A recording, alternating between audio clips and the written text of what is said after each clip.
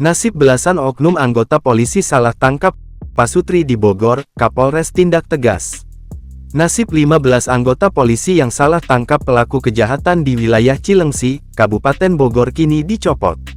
Hal tersebut disampaikan langsung oleh Kapolres Bogor, AKBP Rio Wahyu Anggora sembari meminta maaf atas kesalahan anggotanya.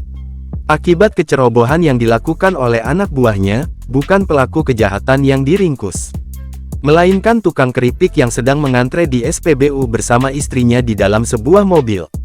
"Saya mohon maaf yang sebesar-besarnya dan saya bertanggung jawab," ujarnya kepada wartawan, Sabtu tanggal 10 Februari tahun 2024 melansir tribunnews.bogor.com. Bahkan, ia pun mengaku sudah memberikan sanksi tegas terhadap anggotanya yang melakukan kelalaian sehingga merugikan warga sipil yang tak bersalah itu. "Sudah saya copot semua yang terlibat," tegasnya.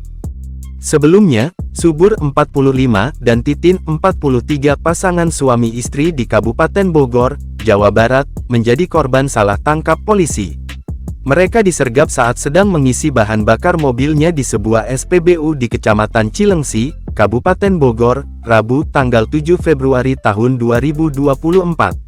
Buntut kejadian tersebut, Kepolisian Resor Polres Bogor telah menemui Pasutri itu untuk meminta maaf. Kepala Satuan Reserse Kriminal Kasat Reskrim Polres Bogor AKP Teguh Kumara mengatakan, korban telah menerima maaf pihak kepolisian. Ia menyesalkan peristiwa itu. Pasalnya, saat ditangkap, Subur telah menjelaskan bahwa dirinya bukanlah pelaku kejahatan. Terlebih lagi, polisi telah mengambil KTP dan ponselnya.